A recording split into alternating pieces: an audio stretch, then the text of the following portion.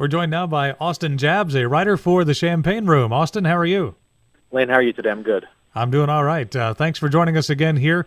The Fighting Illini football game this past weekend against Iowa started out pretty well. Looked like a pretty competitive game, and until it wasn't toward the end there. Yeah, played great in the first half. Went in down just a few points there at halftime. Second half really kind of fell apart. I think the depth got to them. The lack of depth got to them. A lot of guys getting gassed and just really, really got outplayed in every facet of the game in that second half. But there were some encouraging things in that first half, like we said. We thought maybe that would be a game where Iowa would come out fired up, hit on all cylinders, home game, rivalry game, and the Illini really hung in there in the first half. But I know at some point you're looking for more than just hanging in there and getting a moral victory for a half. You got to start putting four quarters together and maybe pull some of these games out.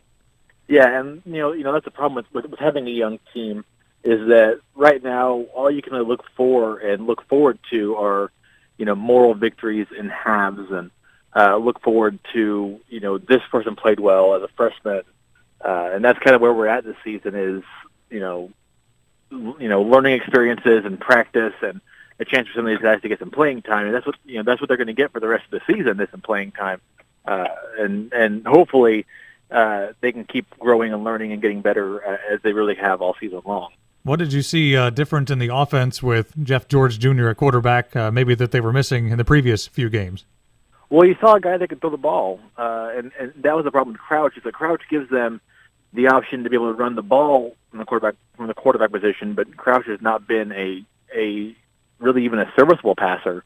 When they brought in Jeff George, they brought in someone that knew how to throw the ball, that could throw the ball well. It was fairly accurate, and that's what they need. The idea of being able to run the ball as a quarterback is great, but you've still got to be able to pass the ball around. And when you can't do that, you're really limiting yourself on offense, and you're becoming pretty one-dimensional. So with George in there, they were able to get the ball downfield, and really he threw the ball well most of the game. They had a lot of offensive yards, but their yards didn't really match up with their score there at the end of the game. Yeah. Austin Jabbs from the Champaign Room is with us. You have your new power rankings up on your website. What can you tell us about who's where this week? So I've got Illinois at 13 out of 14, and Rutgers is right behind them at 14. So this weekend against Rutgers in Champaign is going to be the battle to stay out of the cellar for both these teams. The loser is going to drop down to 14, and the winner will go to 13, possibly 12, depending on what teams in front of them do. But both these teams are just frankly not very good right now. But the goal is to get better. So hopefully, the Illini can get a win this weekend. Hopefully they can grow and continue to get better because this may be their only chance for a conference win the rest of the season.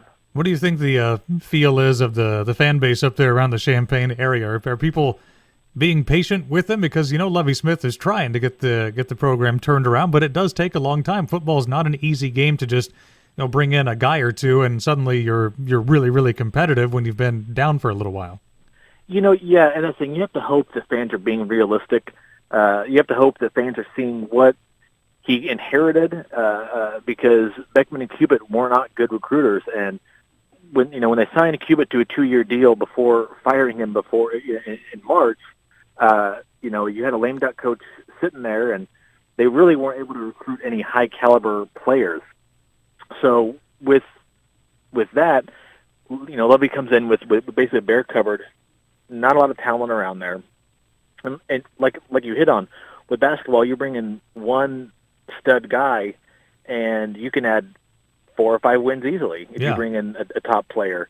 But with football, 11 guys in the field at one time, one guy's not going to do it for you. And hopefully fans are understanding that this is really Lovey's first year recruiting, and that it's going to get better, hopefully.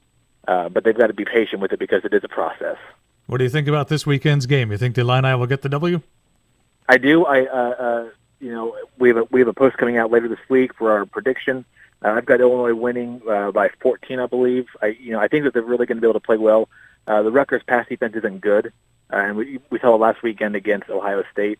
So hopefully Illinois can get the ball thrown around pretty well, really score a lot of points on offense, and hopefully maybe build on that for the rest of the season and get some confidence going into the second half of the Big Ten slate. All right. Austin, where can we find your work with the Champaign Room? That's at champagneroom.com and on Twitter at champagne_room. All right. Austin, thanks very much for talking with us. Enjoy the game this weekend. We'll talk to you again next week. Thanks, Len. Go Illini.